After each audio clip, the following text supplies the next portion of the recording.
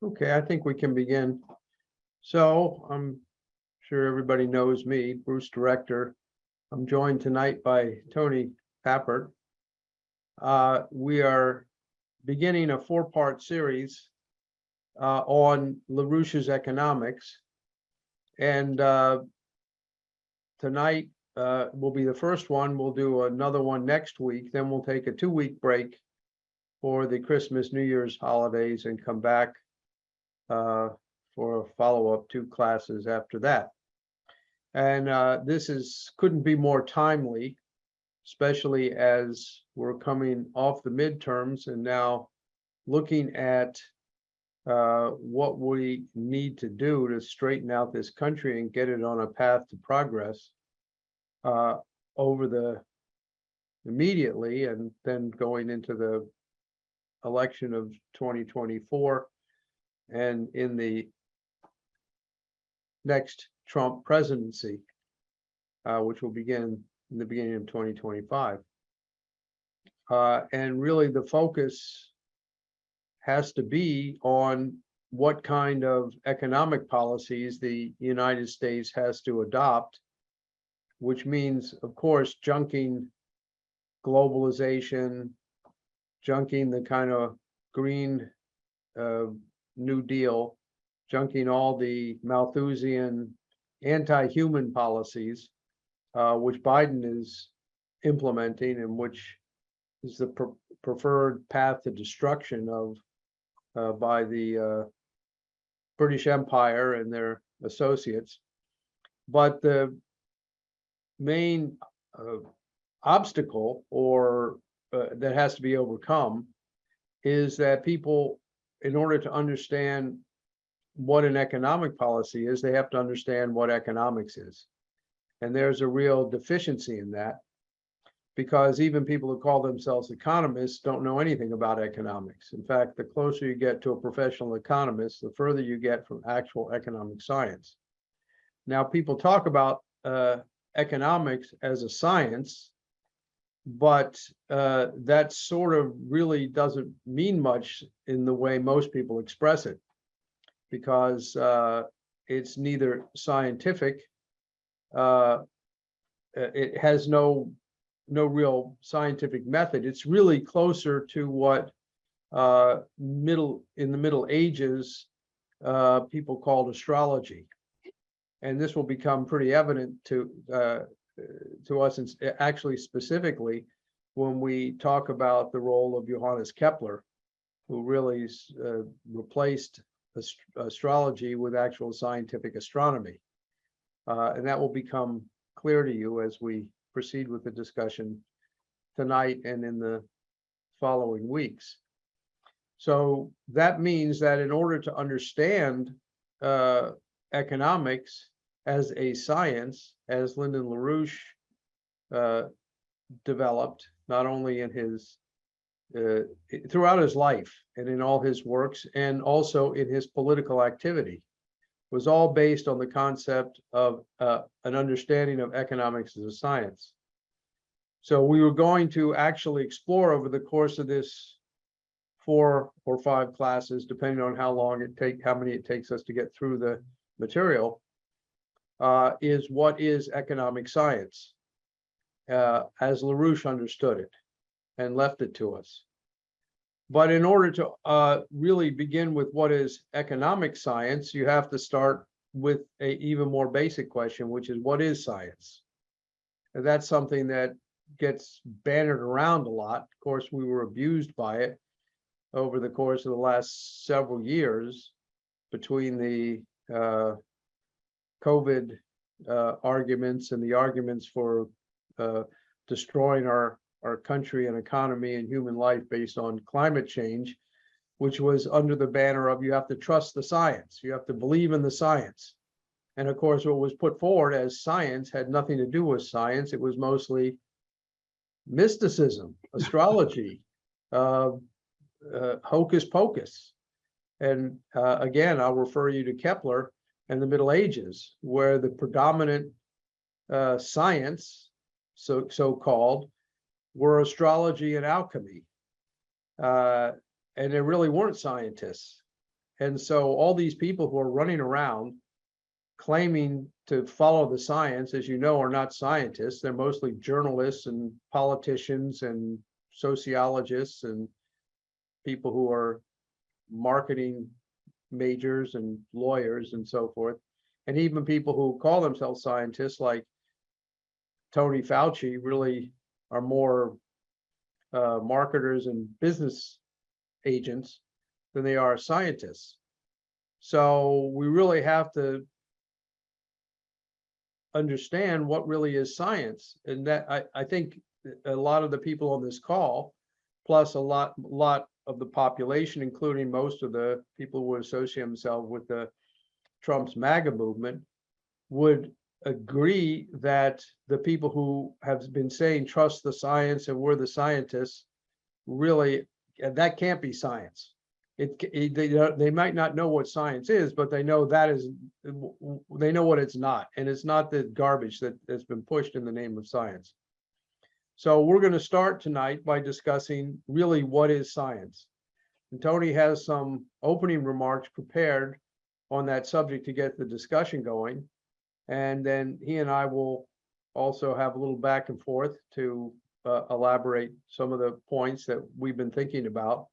And then we'll open it up for discussion. And hopefully over the next couple of hours, we'll have a pretty good understanding at the end of this as to what is science, so that the people on this call and the people who watch this discussion on the internet will be able to spark a kind of revolution in this country by which people will once again consider themselves as pro-science with an understanding of what science is.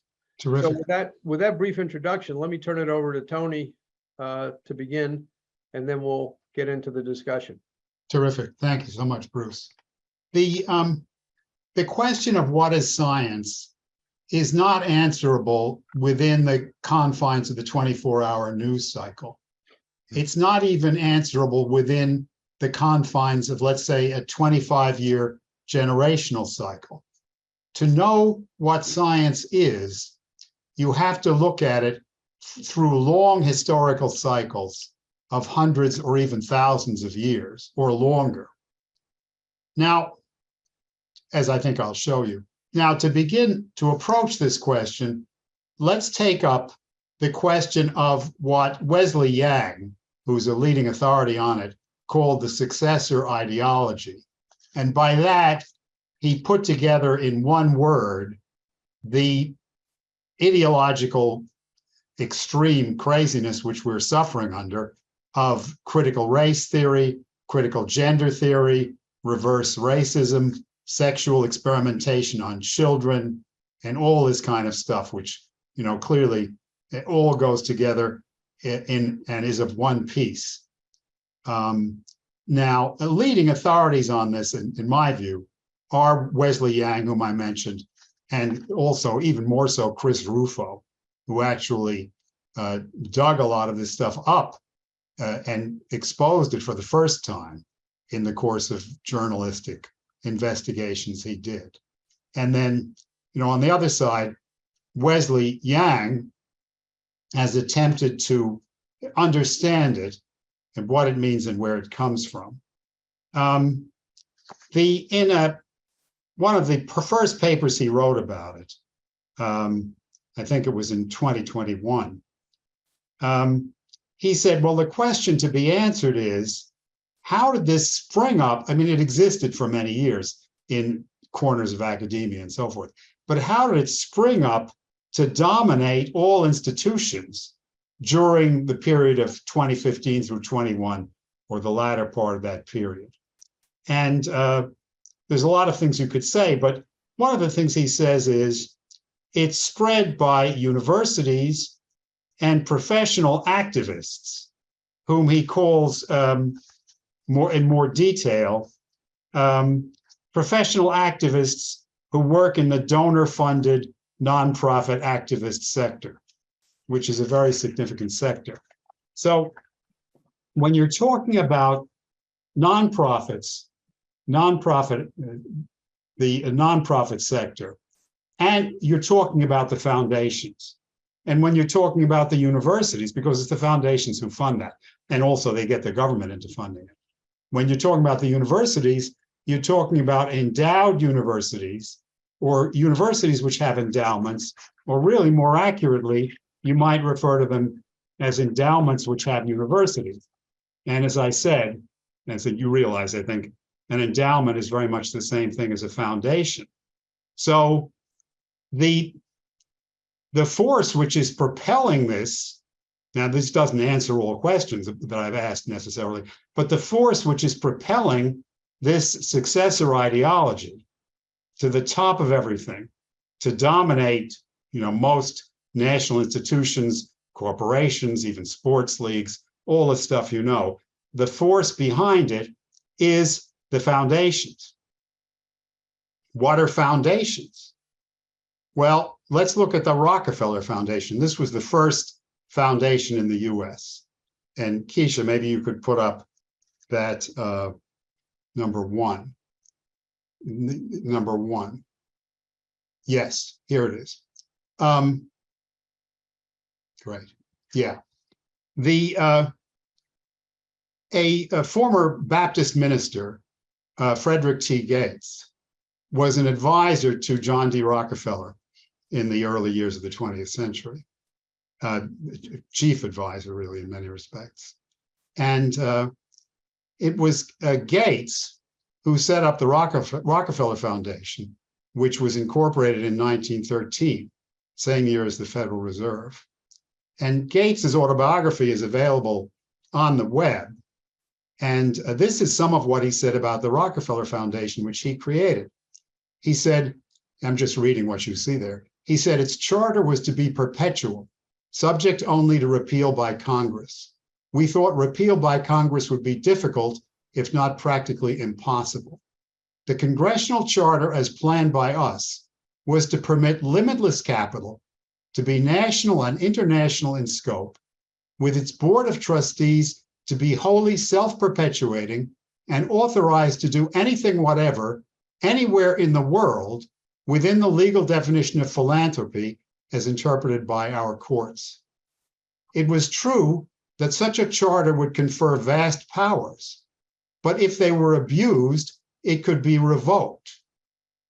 It is true that no government at any time had conferred on corporations privileges so limitless, even for philanthropic purposes. So now, page up here. The drift of the memo was that, the most striking, I just have two short paragraphs from the memo. The striking thing is he says that the foundation will, again, be self-perpetuating, and he says it will serve what he calls the progress of society, not only for future centuries, but for as long as human civilization exists. This will be a self-perpetuating institution which will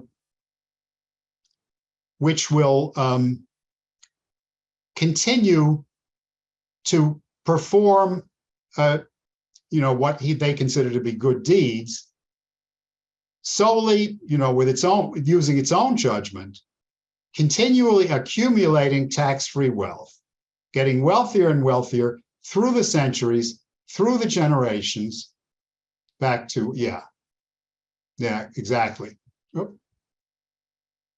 Yeah, thanks a lot. So he said, he wrote a memo saying, it will be necessary to incorporate a fund which, passing on from generation to generation, may do for the philanthropies of each generation so long as organized society shall exist. This is going to last as long as human civilization exists, to do what Rockefeller has tried personally to do in his own life for the philanthropies of his own generation. He said, it's true that there are lines of philanthropy which must be permanent, and we can treat them as such. In other words, this Rockefeller Foundation had no specific line of work. Education, medicine, these were things the Rockefellers the Rockefeller foundations got involved in. But the Rockefeller Foundation itself would be completely general. It could do whatever the hell it thought was needed without limitation. One great fund, so flexible and elastic as to meet the varying needs of advancing humanity from decade to decade, from generation to generation, from century to century, as those needs shall disclose themselves to wise and thoughtful men then living. It's going to perpetuate itself for eternity. So, doing whatever the hell it wants. So this is the institution of oligarchy from medieval times to the present, and even implicitly back to Roman times. And it's called the fondo. And our version of it comes from the Venetian Empire of the 1500s. The new faction, our version comes from the new faction, the new men, I nuovi, of the Venetian Empire from the 1500s, from which came the Dutch Empire, things which Bob Ingram has taught about in his courses in the past, from which came the Dutch Empire, from which came the British Empire. And the institution that accompanied it throughout was what was called the fondo. The point was that Venice was ruled by an aristocracy, effectively a financier aristocracy, like the world financier aristocracy today.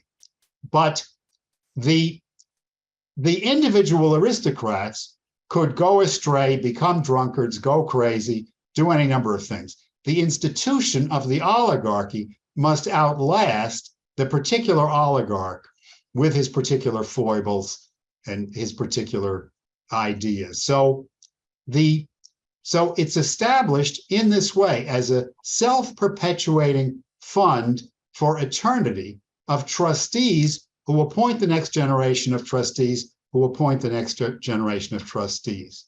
Lyndon LaRouche wrote about this in 1992, and some of the things he said in brief were that it exists for perpetuity, or that's the purpose of it. It's supposedly immortal. It's not a human being, but a trust operating by means of a covenant. And presumably, it's an immortal personality administered by a group who perpetuate themselves to replace the old group, firing some, replacing some, and so forth. The fondo is associated with the name of a wealthy or aristocratic family, like the Rockefellers. But the family does not control the trust in the sense of being stakeholders. If anything, the trust controls the family. When in North America, we speak of powerful families like the Rockefellers and so forth, we're speaking not of the physical biological families, but of an aggregation of these fondi, the plural of fondo, which maintain power, not a biological Rockefeller, but an immortal Rockefeller fondo, Rockefeller Foundation. Similarly for the Warburg family, the Rothschild family, as well as the British royal family itself, which is just that kind, which is embodied in the same kind of perpetual trust.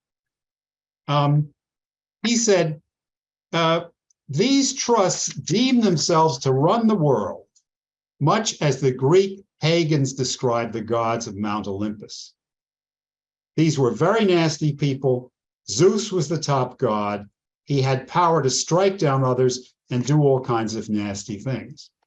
The gods as a whole, as you probably know, were cutting each other's throats, squabbling with each other, manipulating nations, doing all kinds of nasty things.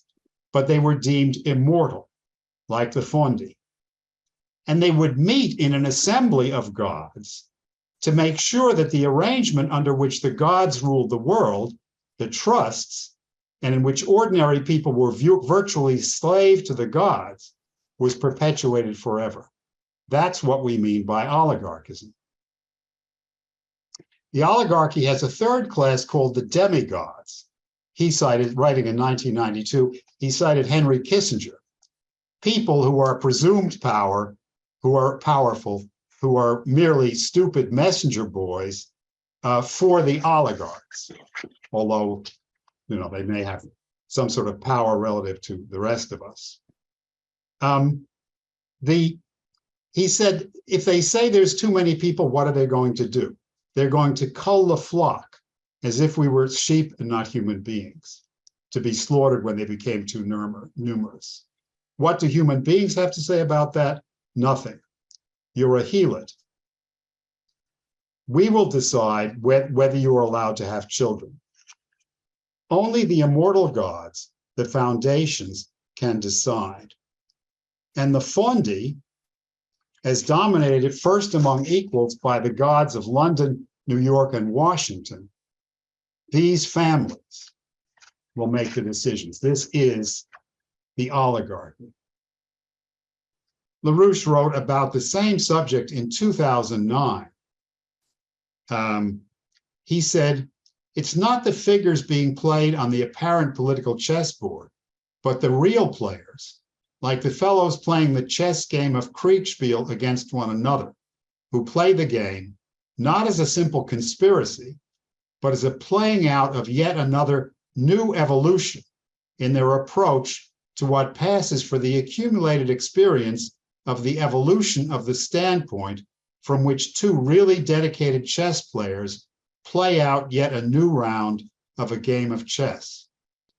As I say, it's not the figures being played on the apparent chessboard, but the real players playing a chess game of Kriegspiel. This is a war chess game invented in Germany, who play the game not as a conspiracy, but playing out another new evolution in their approach to what passes for the accumulated experience of the evolution of the standpoint from which two really dedicated chess players play out yet a new round of a game of chess. It is the evolution of the standards of play in the leading examples of the competitions which defines the game as played. I think we can have more discussion, but that's basically what I wanted to say. The view of the contemporary developments which we're facing, which are very serious.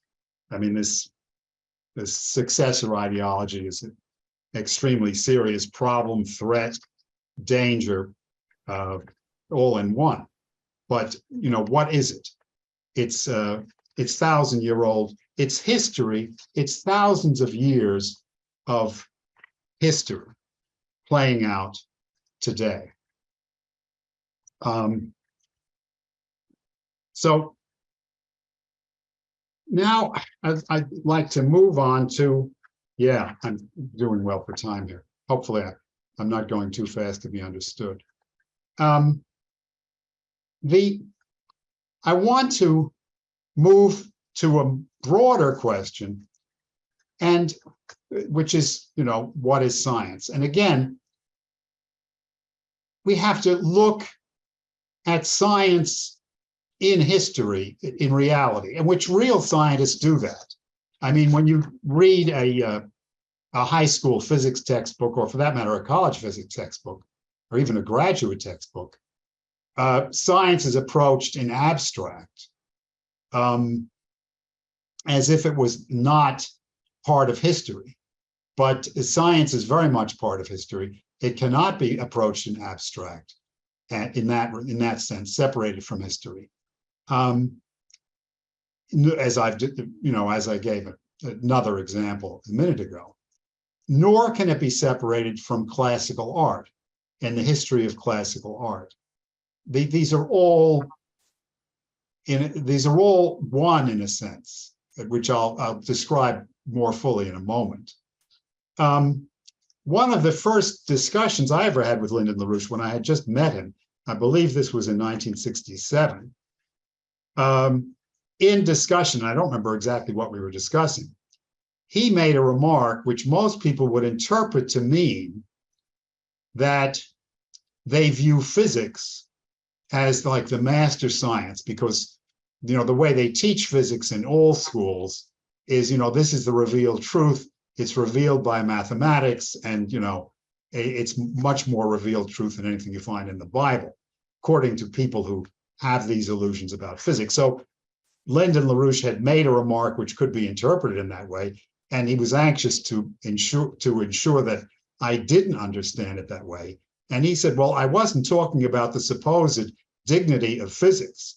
In reality, all of science is humanistic knowledge, like the knowledge of art and music. Now, given the many years that, well, it was true even then, but especially given the many years which have passed since 1967, the word humanistic knowledge probably needs an explanation. I mean, you have people running around calling themselves humanists, as in secular humanists, who are total bestialists, who are anti-human, who don't believe in the human soul. They don't believe as, man in the visible image of the invisible God, as John Paul II said.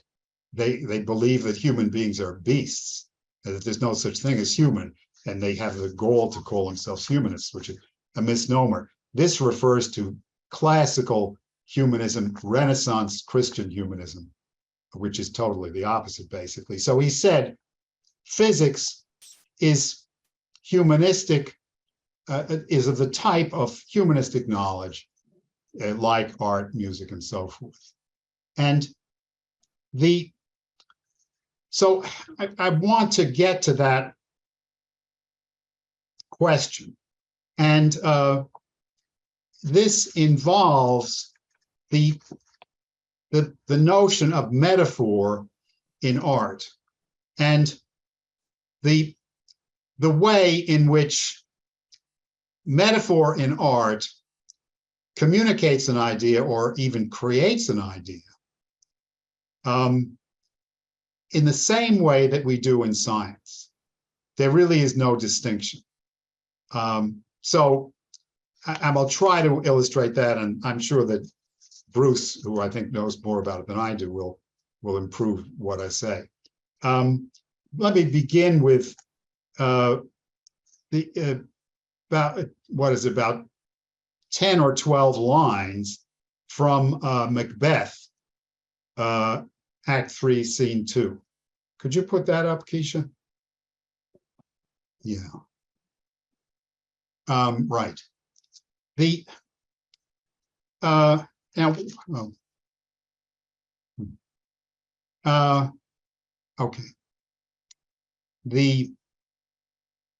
I made a mistake in this. I mean, no, you had it right. Yeah, no, back up. Yeah, that's it. The first line is really half a line. I should have put it to the right. But in any case, what's happening here is that Macbeth, unbeknownst to his wife has joined, again, I'm certainly not going to tell you all of Macbeth, but his wife has joined with him, in fact, led him in his first murder, which is with the murder of King Duncan. And after they killed King Duncan, the King of Scotland, Macbeth thought to ensure his safety, he had to also kill off Banquo, his friend, and Banquo's son Fleance. So he ordered their murder with some local murderers for hire, and told them he knew the route which Banquo and Fleance were taking. They were actually coming to his castle, I think returning to his castle. And he told the murderers to kill the two of them shortly after the sun set. So he was talking with his wife, but again, he hadn't told her about this murder plot. And he walked to the window to look out. And most immediately, he was interested in, had the sun set? When would the sun set? When would these murders be committed at his command? And he says, come, sealing night, scarf up the tender eye of pitiful day, and with thy bloody and invisible hand, cancel and tear to pieces that great bond which keeps me pale. Light thickens, and the crow makes wing to the rooky wood. Good things of day begin to droop and drowse, while night's black agents to their praise do rouse. Thou marvelst at my words, but hold thee still. Things bad begun make themselves strong by ill. So prithee go with me, he says to his wife, who doesn't know what this is about. Or perhaps she can guess. So,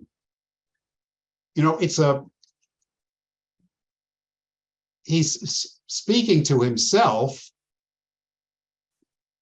and partly what he says is predictable, but there's a great many things in it which are unexpected. I mean, for one thing, this is cited by William Empson in his book Seven Types of Ambiguity, which Lyndon LaRouche read and appreciated. Empson italicized the line and a half, light thickens and the crow makes wing to the rooky wood, because there Macbeth has stopped speaking for himself and his struggle, and he's observing outside in a subjective way, and he says light thickens and the crow makes wing to the rooky wood. So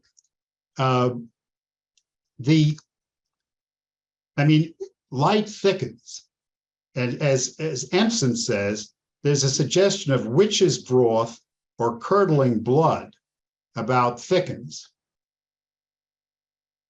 And then the rooks. A rook is a black bird. It's sometimes used as synonymous with a crow. Both are here. Empson says rooks were creatures of foreboding, as crows are, especially in Japan. Ominous visitors. So what do you make of this whole thing? Again, you can read it and think about it yourself.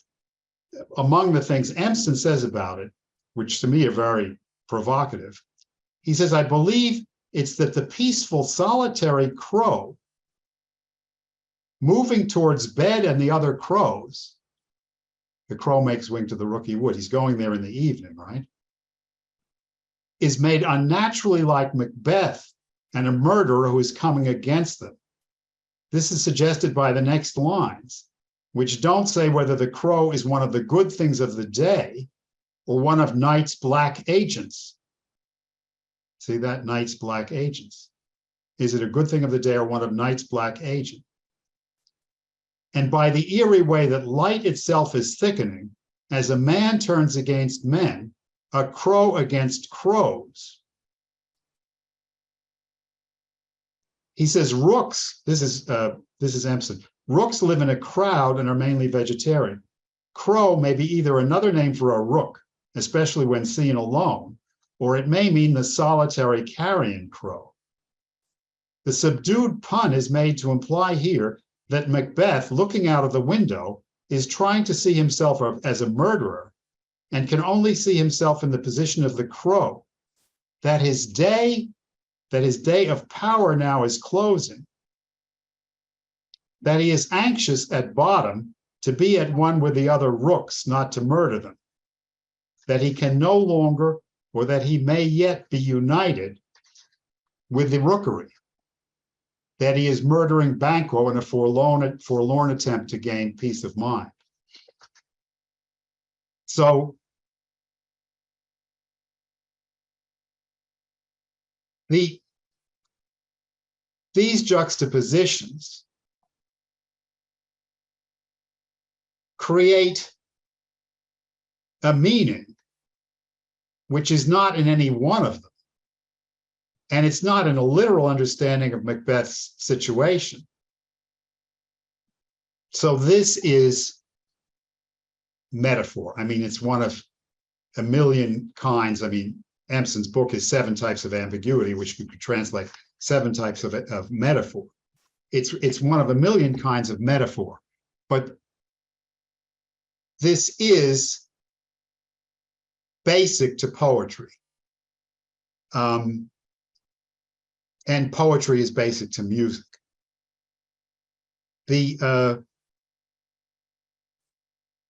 So let's start there. Now, I'm going to talk about how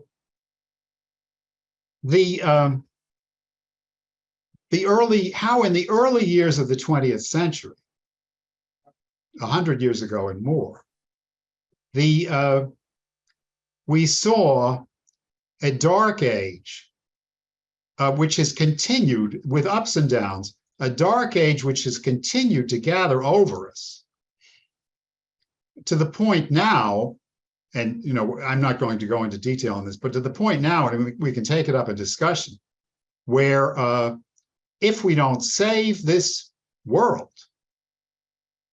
with a MAGA revolution led by Trump taking over the United States and saving the world, civilization is going to disintegrate or further disintegrate in a dark age. Now, we saw the first signs of this, as I say, at the beginning of the 20th century. And I'm going to look at them briefly, both in terms of art and particularly music and science. So if you could put up the fourth slide, that would be great, which is just a chronology of a few early years of the 20th century.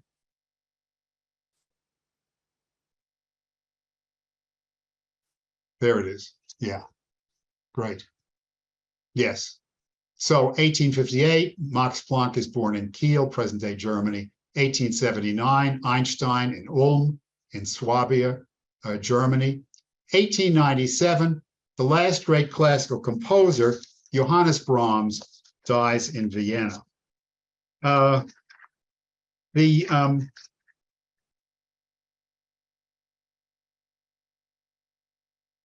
Now, this is one of the people who's probably on this call, Mindy Pechner, has studied this in great depth, and I can't really do justice to the subject. But the Brahms, as I wrote there, died in 1897.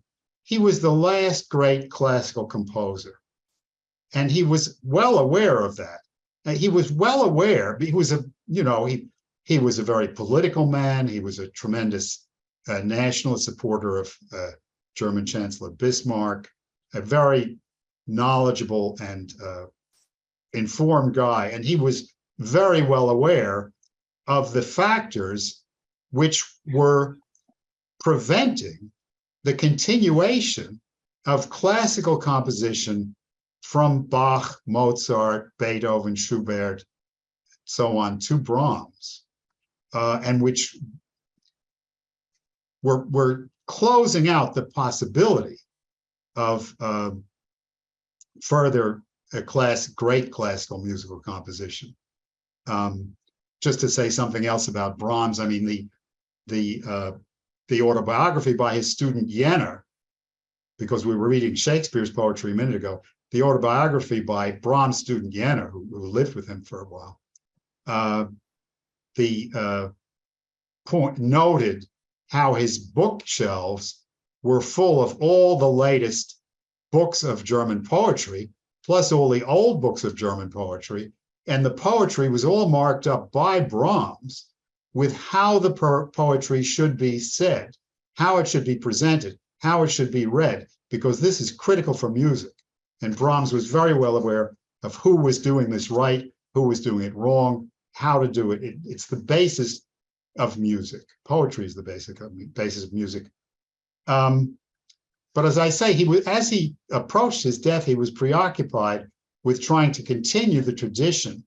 So he became interested in the Bohemian composer, he's also a conductor, but the Bohemian composer Dvorak, D-V-O-R-A-K, the composer of the New World Symphony, you may know. So Brahms tried his utmost from afar to support Dvorak. Helped him get appointments, get prizes, and so on and so forth. get notice. And in 1896, 1 year before his death, Brahms tried to persuade Dvorak to move to Vienna, writing him that he, Brahms, had no dependents, and, quote, "If you need anything, my fortune is at your disposal." So there was nothing he wouldn't do to be able to continue this tradition.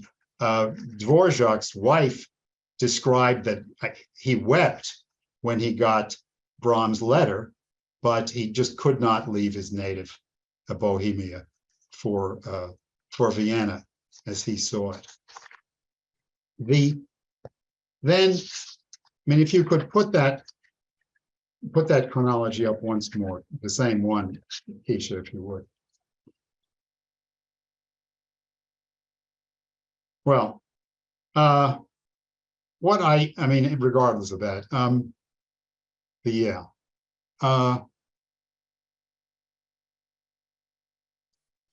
Yeah, yeah, great, thanks a lot. 1900, Planck discovers the quantization of energy emission and absorption. Now, I'm going to cover this briefly of necessity in this format, but I think correctly. All of the physicists believed in 1900 that electromagnetic radiation, like light, radio, X-ray, and so forth, is purely a wave phenomenon.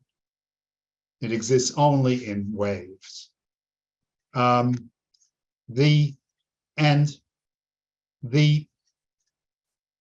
Planck, in the course of an investigation, Planck was forced to the conclusion, against his will.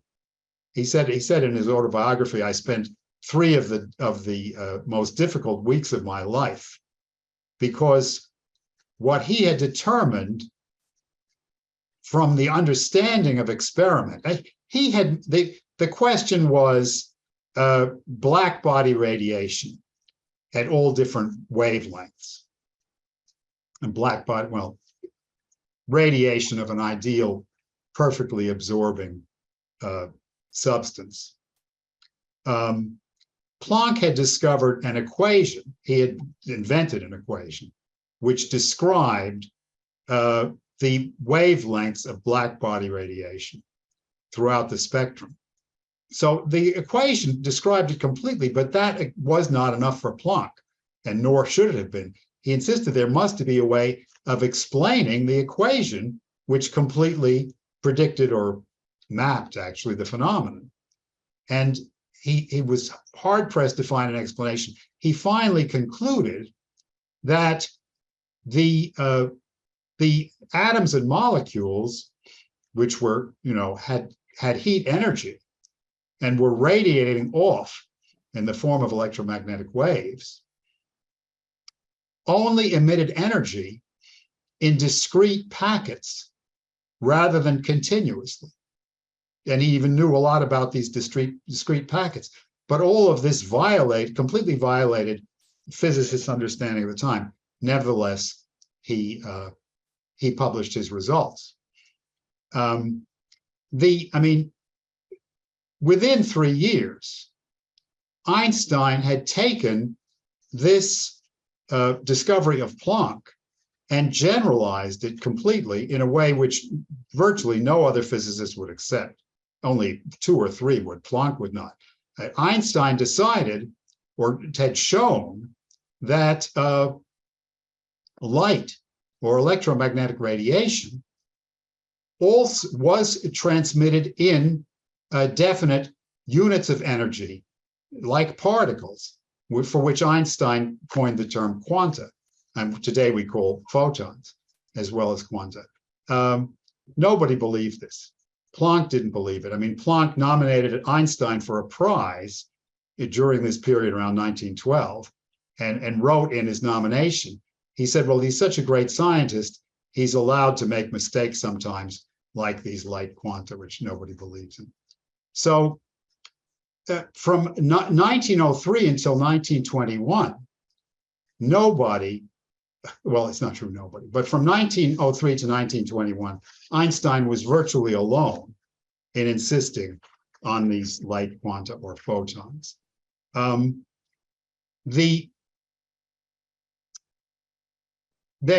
I mean, put in my chronology, because, look at the overall context in which this is happening. In the midst of this story of scientific discovery, we see World War I brought about by the British oligarchy, particularly by the monarch, Edward VII, who had died before the war, but didn't die before he completely prepared that war, knowing full well what was going to happen. This was one of the most destructive wars in history. Europe, for instance, Italy, has not yet recovered from World War I. So, I mean, that is in the middle of our story. If you want to know something about it, I recommend the All Quiet on the Western Front.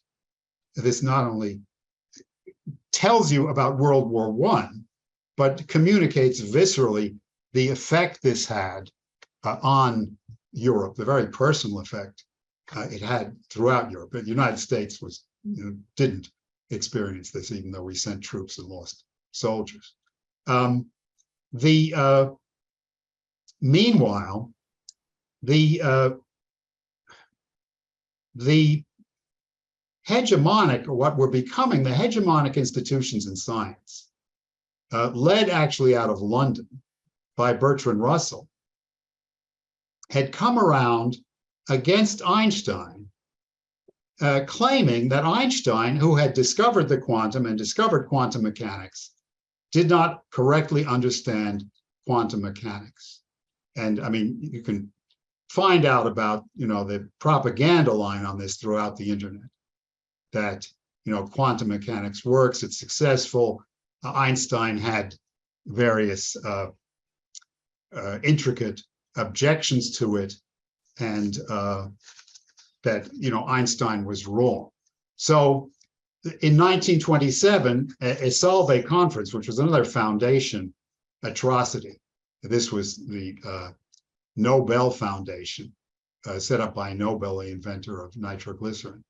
The fifth Solvay conference met in Brussels on electrons and photons.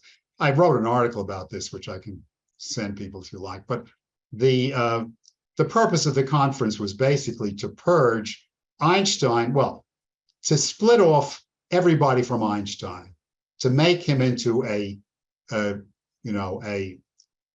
defeated dissident scientist, a crank, split off all his friends, and basically eject him from the scientific community unless he turned around and saw the light. Now, all your internet sources will tell you that the subject of, as I said already, that the subject of this controversy was quantum mechanics and what is the quantum, but it's not, it wasn't actually. The actual point of controversy was the method of hypothesis, which is precisely precisely the same thing as metaphor, as in the fine arts, or metaphor in poetry, where it exists in music, in a similar way it exists in the plastic arts. And what this is in science is the principle of hypothesis. I mean, to say it in one way, perhaps to introduce it in one way, I mean, we saw in that quote from Macbeth various elements, but I mean, the crow, the rooky wood, all this, the light thickening, all these things. So they're all there, but they don't have meaning in themselves. There's a meaning which has to be discovered, which has produced these things. They're not meaning. They're not data. And this is the term you read in all the pseudoscience. The data, the data, the data. Data is not reality. The reality exists behind the data and has to be discovered by hypothesis. And, this we get from Plato, I mean, it comes to us, perhaps not original with Plato, but it comes to us through Plato, as in the dialogue, the Phaedo, on the immortality of the soul, which, I mean, teaches hypothesis, the hypothesis of the higher hypothesis, the immortality of the soul as a single subject, as if to illustrate the point I've been making throughout, that science does not exist in the here and now today in the 24-hour news cycle. It exists over great stretches of time. Just as we're going to, when we take over, we're going to have to launch a 40 or 50-year program to rebuild the United States. It's a process over history. It's a process over time. So is science. So again, now I'd like to go to the very last, screen 5, if you could, Keisha. Albert Einstein and Werner Heisenberg. Werner Heisenberg was another German scientist, much, much younger. Or well, much, much younger. In any case, he was younger. And much, much maybe more. He was not the worst by any means.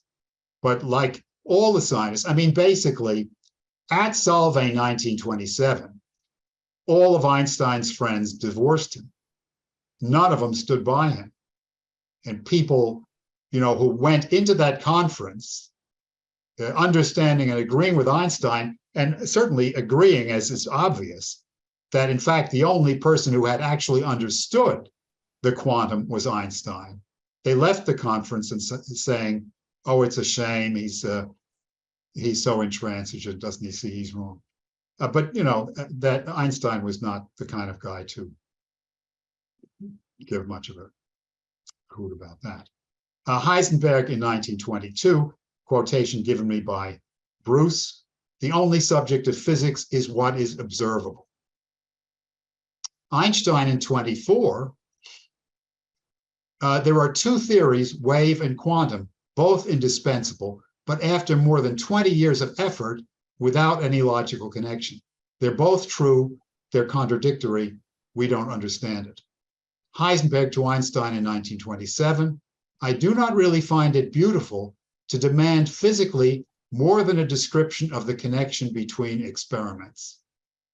And then Einstein, I don't know the exact date, but it had to be after 1933, reflecting the fact that he had been isolated and, you know, substantially purged as a heretic, said, "The Jews consider me a saint, the Americans consider me a museum piece, my colleagues consider me a mountebank." Mountebank is a charlatan, fraud. Writing in his autobiographical notes around 1946 on his quest for a unified field theory. Now, you know, this doesn't necessarily apply to his view of all and every theory, but on that question, he said, "A theory can be tested by experience, but there is no way from experience to the construction of a theory." And just continue down if you could. Yes, in 49, he said, "I've become an obstinate heretic in the eyes of my colleagues. In Princeton, they consider me an old fool." But in the same utterance, he said, "Momentary success carries more power of conviction for most people than reflections on principle," which most people did not include him. In 1951, he said, "In 50 years, I have come no closer to what are light quanta." And then 1 month before his death, he died in April 55 in Princeton, Einstein said, "Lessing's comforting word stays with us. The aspiration to truth is more precious than its assured possession." This also emphasizes what I haven't directly, which is that Einstein and Planck were both classical musicians. Planck was a professional level pianist throughout his life. At some time in high school, he had decided to become a physicist rather than a musician on the grounds that he displayed more creativity in physics than in music. But he remained a professional level pianist throughout his life. Einstein was a very accomplished amateur and very played all the time as an amateur violinist to the end of his life, and was both of them were classical Germans. Einstein's works are full of Schiller, Goethe, and here Lessing, who was a contemporary of the two of them, who was a key figure in the launching of the German classic. So that's really what I had to say. And rather than recapping or anything, I turn it over to Bruce to discuss.